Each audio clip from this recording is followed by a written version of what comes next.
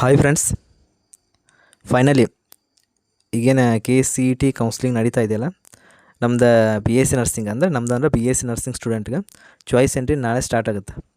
Already ನಾವು ಮೊದಲೇ ಹೇಳಿಬಿಟ್ಟಿದ್ದೀನಿ ನಾಳೆ ಸ್ಟಾರ್ಟ್ ಆಗುತ್ತೆ ಅಂತ. ಬಟ್ ನಿಮಗೆ ರಿಮೆಂಬರ್ ಮಾಡೋಕ್ಕೆ ಈ ವಿಡಿಯೋ ಮಾಡತ್ತೀನಿ. ಆ್ಯಂಡ್ ಇಲ್ಲಿ ತನಕ ಟೈಮ್ ಇತ್ತು ನಮ್ಗೆ ಯಾವ ಒಂದು ಚಾಯ್ಸ್ ಎಂಟ್ರಿ ಮಾಡಬೇಕು ಅಂತ ವಿಚಾರ ಮಾಡೋಕ್ಕೆ.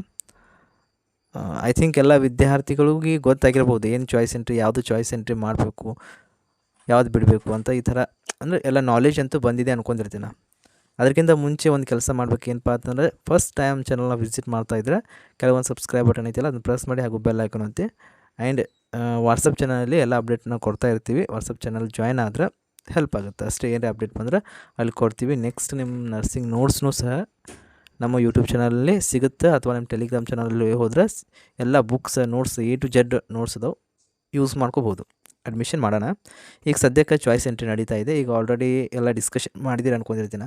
ಮನೆಯಲ್ಲಿ ಪೇರೆಂಟ್ಸ್ ಜೊತೆ, ನಿಮ್ಮ ಫ್ರೆಂಡ್ಸ್ ಜೊತೆ ಎಲ್ಲ ಯಾವುದು ಚಾಯ್ಸ್ ಎಂಟ್ರಿ ಮಾಡಬೇಕು, ಅಥವಾ ಕಾಲೇಜ್ಗೆ ಹೋಗಿ ಅಡ್ಮಿಷನ್ ಮಾಡಬೇಕು, ಅಥವಾ ನೆಕ್ಸ್ಟ್ ರೌಂಡಿಗೆ ಹೋಗಬೇಕು, ಇದನ್ನು ಎಲ್ಲ ಡಿಸ್ಕಷನ್ ಮಾಡಿದ್ದೀರಿ ಅನ್ಕೊಂಡಿರ್ತೀನಿ.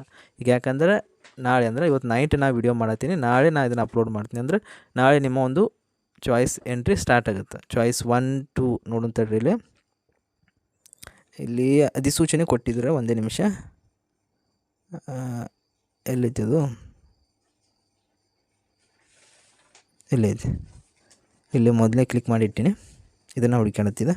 ಇಲ್ಲಿ ನೋಡ್ಬೋದು, BSc ನರ್ಸಿಂಗ್ ಸ್ಟೂಡೆಂಟ್ಗೆ ಅಧಿಸೂಚನೆ ಯಾವಾಗ ಕೊಟ್ಟಿದ್ದಾರೆ ಅಂದರೆ 19/7/2026 ಬೆಳಗ್ಗೆ 11ರಿಂದ 22/7/2026 ತನಕ ಟೈಮನ್ನು ಕೊಟ್ಟಿದ್ದಾರೆ. ಇದು ಏನಪ್ಪ ಹೇಳಿದ್ದೀನಿ ನಿಮ್ಗೆ ಆಲ್ರೆಡಿ.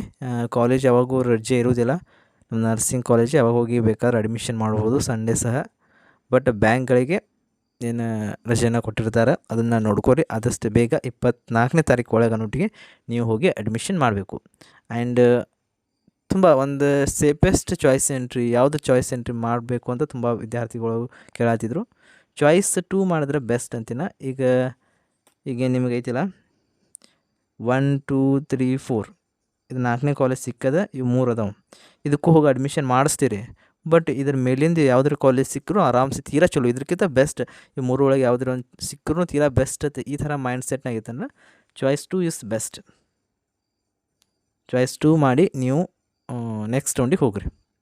ಇಲ್ಲ ನೆಕ್ಸ್ಟ್ ಇದು ನನ್ನ ಕಾಲೇಜ್ ಇಷ್ಟ, ಇದು 4ನೇ ಕಾಲೇಜೇ ಬೇಕು ನನಗೆ, ಇದೇ ಕಾಲೇಜ್ ಇಷ್ಟ ಆಗಿತ್ತು, ಇದೇ ಕಾಲೇಜ್ಗೆ ಹೋಗಿ ಕಲಿತೀನಿ ಅಂದರೆ ಚಾಯ್ಸ್ 1 ಮಾಡಿ, ಏನು ವಿಚಾರ ಮಾಡೋ ಅವಶ್ಯಕತೆ ಇಲ್ಲ. ಚಾಯ್ಸ್ 1 ಮಾಡಿ ಹೋಗಿ ಅಡ್ಮಿಷನ್ ತೊಗೊಂಬಿಡ್ರಿ. ಏನಪ್ಪ ಅಂತಂದರೆ ಇಲ್ಲೇನು ಕಾಣಿಸ್ತಾ ಇದೆಯಲ್ಲ, 24ನೇ ತಾರೀಕು ಅನ್ನೋಟ್ಟಿಗೆ ನೀವು ಹೋಗಿ ಅಡ್ಮಿಷನ್ ಮಾಡಿಸ್ಬೇಕು. ಅದು ನಿಮ್ಮ ತಲೆಯಲ್ಲಿ ಇರಲಿ. ಓಕೆ, ಐತಿಲ್ಲ, ಇಷ್ಟೇ ಡೌಟ್ಸ್ ಇದ್ದು ಅನಿಸುತ್ತೆ. ಆಮೇಲೆ ಸುಮಾರು ವಿದ್ಯಾರ್ಥಿಗಳು ನಿಮ್ಮ ರ್ಯಾಂಕ್ ನಮ್ಗೆ ಅದು ಸೀಟ್ ಸಿಕ್ಕಿಲ್ಲ, ಇದು ಸೀಟ್ ಸಿಕ್ಕಿಲ್ಲ ಅನ್ನತ್ತಿದ್ರೆ, ನಾನು ಮತ್ತೆ ಹೇಳತ್ತೀನಿ, ಇದು ಯಾವುದು ವುಮೆನ್ ಬೇಸ್ ಅಲ್ಲ, ಎಲ್ಲ ಕಂಪ್ಯೂಟ್ರ್ ಬೇಸ್ಡ್. ನಿಮ್ಮ ಒಂದು ಕ್ಯಾಟಗರಿ, ನಿಮ್ಮ ಕಾಸ್ಟ್, ನಿಮ್ಮ ಒಂದು ಏನಂತಾರೆ ರೂರಲ್ ಅಥವಾ ಕನ್ನಡ ಮೀಡಿಯಮ್ಮ, ಇದೇನು ವೆರಿಫಿಕೇಷನ್ ಮಾಡಿಸಿರ್ತಾರಲ್ಲ ಇದ್ರ ಮೇಲೆ ಆಗಿರ್ತದೆ. ಯಾಕಂದರೆ ತುಂಬ ಸ್ಟೂಡೆಂಟ್ಸ್ ನನಗೆ BIMS ಕಾಲೇಜ್ ಸಿಕ್ಕಿಲ್ಲ, ವಿಕ್ಟೋರಿಯಾ ಕಾಲೇಜ್ ಬೇಕಾಗಿತ್ತು, ನಮ್ಮ ಗೌರ್ಮೆಂಟ್ ಕಾಲೇಜ್ ಬೇಕಾಗಿತ್ತು, ತುಂಬ ಕ್ವಶನ್ಸ್ ಬಂದಿದ್ದು.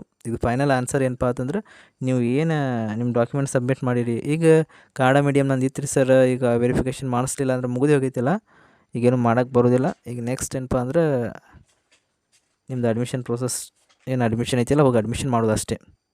ಅವಾಗೇ ನಿಮ್ಗೆ ಹೇಳಿದ್ದೆ. ಈಗ ನೆಕ್ಸ್ಟ್ ಏನು ಮಾಡೋಕ್ಕೆ ಬರೋದಿಲ್ಲ, ಏನು ಮಾಡೋಕ್ಕೆ ಈಗ ಆಪ್ಷನೇ ಇಲ್ಲ. ಈಗ ಏನು ಮಾಡೋಕ್ಕೆ, ಸಿಕ್ಕಿರೋ ಕಾಲೇಜ್ಗೆ ಹೋಗಿ ಅಡ್ಮಿಷನ್ ಮಾಡಬೇಕು, ಇಲ್ಲಿಕಂದ್ರೆ ಅದನ್ನು ನೆಕ್ಸ್ಟ್ ರೌಂಡಿಗೆ ಹೋಗಬೇಕು. ನೋಡಿರಿ, ಈಗ ಬೆಸ್ಟ್ ಅಂದರೆ ಚಾಯ್ಸ್ 2 ಕೊಡೋದು ಕೆಲವೊಬ್ಬರಿಗೆ, ಅಥವಾ ನಮ್ಗೆ ಆ ಕಾಲೇಜ್ ಪರ್ಮನೆಂಟ್ ಅದೇ ಪರ್ಫೆಕ್ಟಾಗಿ ಇದೇ ಬೇಕಾಗಿತ್ತು ಅನ್ನೋರು ಚಾಯ್ಸ್ 1 ಕೊಟ್ಟು ಹೋಗಿ ಅಡ್ಮಿಷನ್ ಮಾಡಿರಿ. Thank you.